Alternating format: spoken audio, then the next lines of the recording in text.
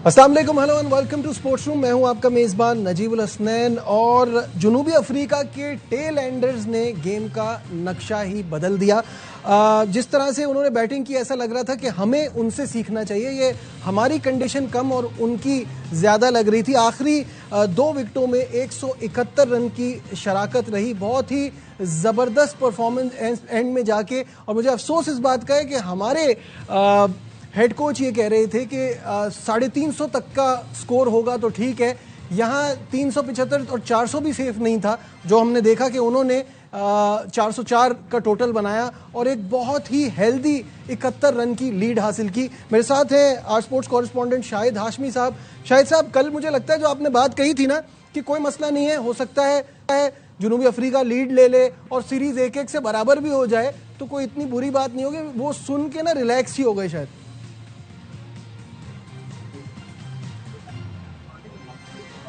क्या कह रहे हैं शाहिद भाई? मैंने आपको कहा था ना कि एक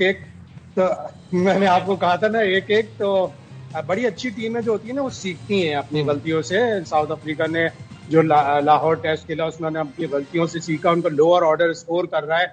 शायद सबसे बड़ी गलती शान मसूद से आज ये हुई कि उन्होंने 221 रन पर जब 7 आउट थे, आसिफ आफरीदी 5 आउट कर चुके थे, वहां उन्होंने सेकंड न्यू बॉल ले ली और वहां से 183 रन बन गए, 3 विकेटें गिरी और जिस तरह 71 रन की और फिर 98 की पार्टनरशिप हुई।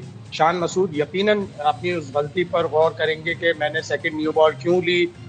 ओल्ड बॉल से जिस तरह आसिफ आफरीदी बॉल कर रहे थे, जिस तरह नोमान बॉल कर रहे थे, थोड़ी बहुत सलमान आगा से करा लेते, बाद में 2 खब्बे आ गए थे तो उनसे करा लेते। मैंने आसिफ आफरीदी से भी ये सवाल पूछा कि कहीं गलती तो नहीं हो गई, तो उन्होंने डिफेंड किया। उन्होंने कहा नहीं, मशवरे से उन्होंने सेकंड न्यू बॉल ली थी कि गेंद स्किड होगी और स्किड हुई, लेकिन बल्ले पे आई और खूब इन्होंने मुथुसामी ने, रबाडा ने अपने करियर बेस्ट स्कोर कर लिए। शायद मुथुसामी पे कोई होमवर्क नहीं किया हमारी मैनेजमेंट ने। वो समझी कि ये तो एक लेफ्ट आर्म स्पिनर है, वो एक ऑलराउंडर है जिसकी फर्स्ट क्लास में कितनी सेंचुरी है पता है? 9 सेंचुरियां हैं, 30-50 है and he started as an opener. वो तो बाद में जाके जब वो क्रिकेट खेलना शुरू हुए तो वो as an opening batter start हुए थे।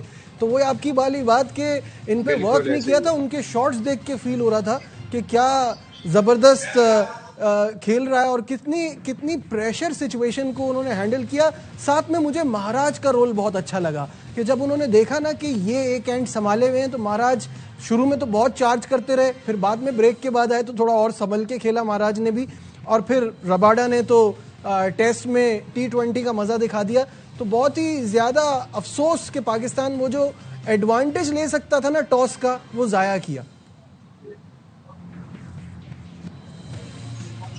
जाहिर है 221 रन पर आपने 7 आउट कर लिए थे, अभी उनको 112 रन चाहिए थे। आपको कम से कम 80 रन की लीड लेनी चाहिए थी, लेकिन आपने नई गेंद देकर रबाडा को मौका दिया कि मारो छक्के, बैट पे इतना आसानी से सुकून।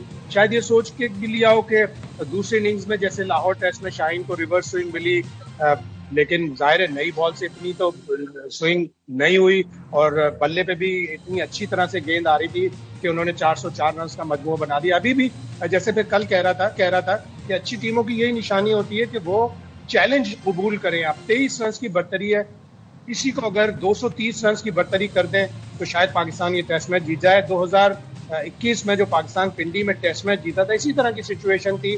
तीसरे दिन के अख्तिताम पर पाकिस्तान के 126 रन पर कोई 5 या 6 आउट हो गए थे। वहां से रिजवान ने जबरदस्त सेंचुरी बनाई और सेंचुरी बनाने के बाद उन्होंने पाकिस्तान ने कोई 270, 280 का या 300 के करीब का टारगेट दिया था और फिर हसन अली ने आउट करके पाकिस्तान को टेस्ट मैच जितवाया था। तो अच्छी टीमों की निशानी है, वो चैलेंज दें, फाइट बैक करें। मुश्किल पोजीशन जरूर है और फिर बाबर आजम के लिए इससे अच्छा मौका और नहीं हो सकता। 1031 दिन हो गए हैं उन्हें टेस्ट मैच में सेंचुरी बनाए हुए, कल 1032वां दिन होगा। क्या ही अच्छा हो, लंबा 100 करें। अपने फैंस को जो एक बड़ी तादाद में आज यहाँ आए थे एक मौका दें, खुशी का।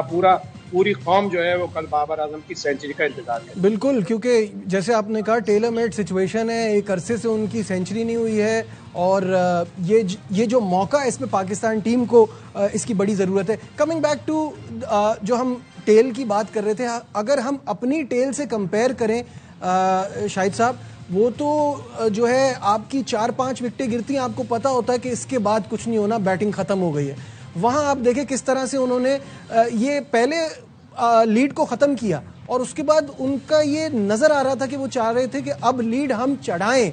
ये एंड में तो बिल्कुल ये चीज़ नहीं फील हो रही थी कि वो सिर्फ 10-12 रन ऊपर करने का सोच रहे हैं, उनको था हमें आगे जाना है और वो तेज़ खेलना शुरू हो गए। बिल्कुल ऐसा ही है, ये अच्छी टीमों की निशानी होती है, वो ऐसे ही वर्ल्ड टेस्ट चैंपियन नहीं बने। और हमारा अगर आप देखें तो पिछले 2-2.5 साल से हमारा टेल एंडर जिस तरह हमारा कोलैप्स हो रहा है, पहले टेस्ट की पहली इनिंग्स में 16 रन पर 5 विकेटें, दूसरी इनिंग्स में 17 रन पर 6 विकेटें, इधर 5 रन पर फिर 17 रन पर फिर 5 विकेटें आखिरी गिरी। इंग्लैंड की सीरीज में हमने देखा था कि सलमान आगा टेल के साथ बड़ा अच्छा खेल रहे थे, 70-80 रन आखिरी 2 विकेटों पे बन जाते थे, लेकिन अचानक पता नहीं क्या हो गया।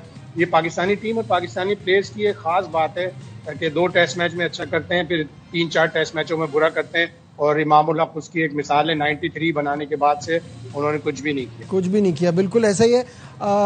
वैसे तो उनकी टेल बहुत अच्छी खेली, लेकिन पाकिस्तान ने भी खूब चांसेस दिए, कैचेस गिराए, कुछ विकेट के पीछे रिजवान भी ऑफ कलर नजर आए, उन्होंने स्टंप का चांस भी छोड़ा। क्या अपॉर्चुनिटीज मिस हुई? शाहिद साहब, हमने भी खूब गलतियां की हैं जिसकी वजह से उनको ये अपॉर्चुनिटी मिली है कि उनका अब इस टेस्ट मैच में क्लियरली एक अपर हैंड है। ये कहना गलत नहीं होगा कि 80-90% ये गेम इस वक्त उनके हाथ में।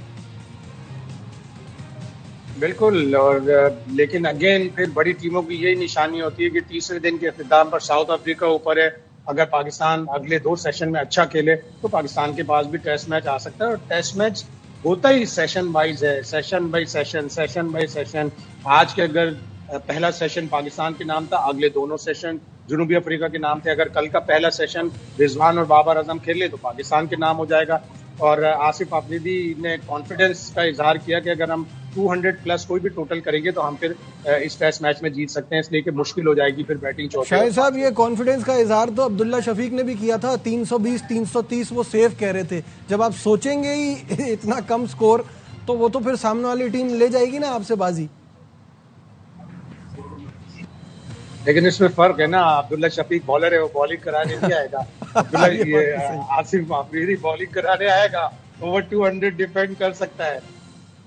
अगेन फिर वही वाली बात है कि जब रबाडा और मिथुसामी की वो जबरदस्त पार्टनरशिप हो रही थी तो सवाल पूछा गया कि आसिफ अफरीदी आपको क्यों नहीं दी बॉलिंग, आपको इतनी देर से लाया और आपने वो तोड़ी। तो उन्होंने कहा डाटा ये कहता है कि left arm spinner left handed batsman को बॉलिंग नहीं करा सकता। इसी चक्कर में तो डाटा को भी तो कभी ना कभी गलत प्रूव करना है भाई। बिल्कुल सही बात है, इसी चक्कर में हम मारे जाते हैं।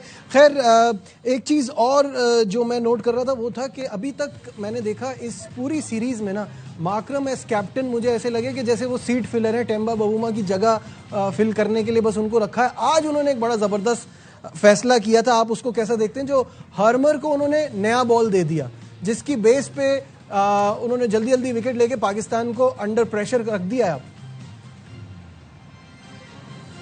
बिल्कुल, उन्होंने शुरू में बड़े अच्छे फैसले किए, ऑल्दो के वो रन्स नहीं बना रहे। टेम्बा बबूमा ना सिर्फ इंस्पिरेशनल हैं अपनी टीम के लिए, रोल मॉडल हैं अपनी कम्युनिटी के लिए, वो बड़े अच्छे फैसले भी करते हैं। और इसीलिए साउथ अफ्रीका पिछले जो साइकिल थी उसमें 10 लगातार टेस्ट मैच जीती थी। माकराम थोड़े से बिलो पार नजर आए, लेकिन आज जिस तरह उन्होंने हार्मर को गेंद दी और हार्मर ने आते ही 3 विकेटें ली, अब उनकी फर्स्ट क्लास विकेटों की तादाद 998 हो गई। जबरदस्त। और चलते चलते बस आखिर में बात कर लेते हैं आसिफ अफरीदी की।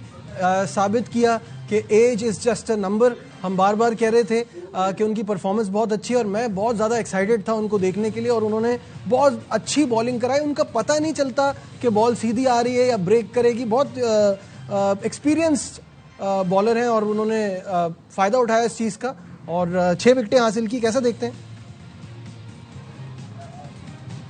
बिल्कुल ऐसा ही है, बड़ी अच्छी परफॉर्मेंस है उनकी। और यही कह सकते हैं कि देर आए दुरुस्त आए, उनको बड़ी देर से चांस मिला।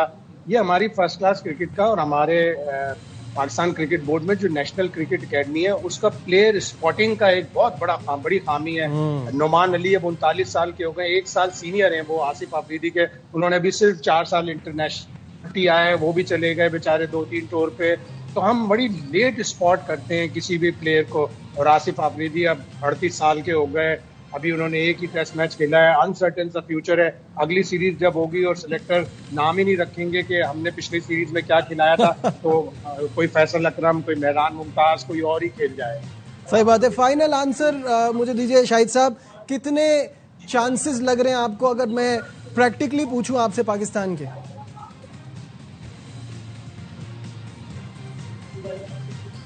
आप अभी भी कह रहे हैं कि 1-1 हो जाएगा। 1-1 हो जाएगा, या आप कराकर ही मानेंगे?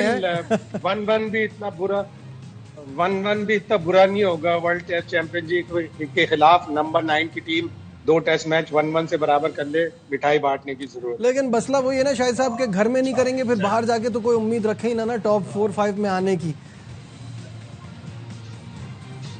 जब बाहर आएगा तो हम नए अहद का आगाज करेंगे, नए सेलेक्टर होंगे, हो सकता है और भी बहुत सी चीजें नए हो। कैप्टन की तो वैसे ही म्यूजिकल चेयर चलती है। ठीक है, बहुत बहुत शुक्रिया। शाहिद हाशमी साहब हमारे साथ थे, और उम्मीद यही है कि कल एक्स्ट्रा ऑर्डिनरी करें। बाबर आजम, रिजवान से बहुत ज्यादा उम्मीद है, दुआ यही है कि वो उम्मीदों पर पूरा उतरे। आज के प्रोग्राम में बस इतना ही। दीजिए अपने मेजबान नजीबुल हसनैन को इजाजत। अपना बहुत ख्याल रखिए। अल्लाह हाफ़िज़।